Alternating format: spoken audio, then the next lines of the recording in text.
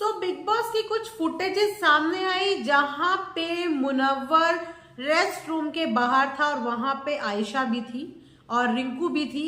उसके बाद आयशा मुनव्वर को बोलती हुई नजर आई कि तुम्हारा गेम ना बिल्कुल खराब चल रहा है, तुम्हें पता ही नहीं है कि गेम आखिर में चल क्या रहा है। तो वहीं पे बहुत ही कमजोर नजर आ रहे हैं मुनव्वर फरूकी। जिस तरीके से इस दौरान कुछ टाइम से उनका जो गेम है वो भी थोड़ा खराब नजर आ रहा है। और ये बोलिए कि आयशा जब से आई है तब से ही मुनव्वर काफी डाउन और कंट्रोवर्सी में लिपटे हुए नजर आ रहे हैं। तो वहीं पे बार बार आयशा मुनव्वर को क्या डिमोटिवेट करती है, उसके बाद कई बार पर्सनल चीजों का जिक्र करती हुई भी नजर आई है। इतने सारे एलिगेशंस और इतनी सारी बातें मुनव्वर की आयशा के आने के बाद ही पता चली हैं। उसके बाद उसको और लो फील कराने का क्या आयशा का वाकई में मकसद है? क्या वो जान के ये सब चीजें कर रही हैं? क्योंकि तबीयत भी कुछ मुनव्वर की ठीक नहीं चल रही है। कन्फेशन रूम में भी वो गए थे और वहां से भी वो बाहर आए और थोड़ा सा लो भी फील कर रहे हैं और बहुत कमजोर भी फील कर रहे हैं। लेकिन उसके बाद भी अपनी हरकतों से बाज नहीं आ रही है आयशा। उसके बाद भी उनको ये फील करवा रही है कि तुम्हें और तुम्हारे गेम को कोई पसंद नहीं कर रहा है। और जैसे ही बिग बॉस के रेस्टरूम का कैमरा उनकी तरफ घूमता है तो आयशा कहती है, हालांकि उन्होंने ये बात मजाक में ही कही, लेकिन समटाइम्स क्या होता है कि सामने वाले की सिचुएशन देख लेनी चाहिए। हर टाइम पे हर मजाक काम नहीं आता है।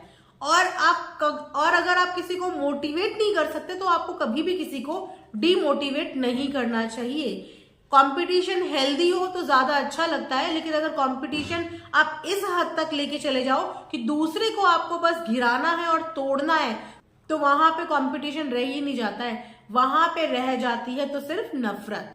तो जैसे ही कैमरे का जो मुंह है वो आयशा की तरफ हुआ तो वहां पे आयशा कहते हैं कि देखो ये तो कैमरा भी मुझे को कैप्चर करता है, मेरी तरफ ही घूमता है, बाहर लोग मुझे बहुत ज्यादा पसंद कर रहे हैं। तो क्या आप लोगों को ऐसा लगता है कि एक्चुअली में बाहर आयशा को लोग बहुत ज्यादा पसंद कर रहे हैं?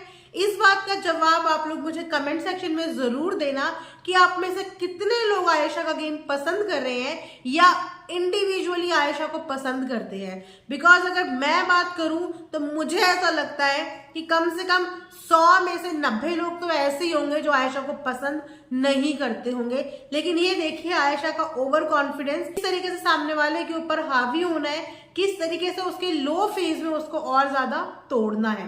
वहीं पे जब बात करें मनारा की, तो जब मनारा की जो बॉन्डिंग थी मुनव्वर के साथ, वो एक ऐसी बॉन्डिंग थी कि मनारा ने कभी उसको लेट डाउन नहीं होने दिया, वो उसको मोटिवेट करती थी। लेकिन वहीं पे मुनव्वर अच्छे दोस्त साबित नहीं हो पाए। तो कहते हैं ना कि जब आप खुद किसी के अच्छे दोस्त साबित नहीं हो पाते तो वो सब चीजें घूम के आपकी तरफ जरूर आती हैं। तो ये थी अभी तक की छोटी सी की अपडेट। मैंने एक लाइव पोर्शन में ये चीज देखी तो मैंने सोचा चलो आपके साथ शेयर करूं कि किस तरीके से आयशा मुनव्वर के इस लो फेस का इस्तेमाल करके उनको और ज्यादा डिमोटिवेट कर रही है।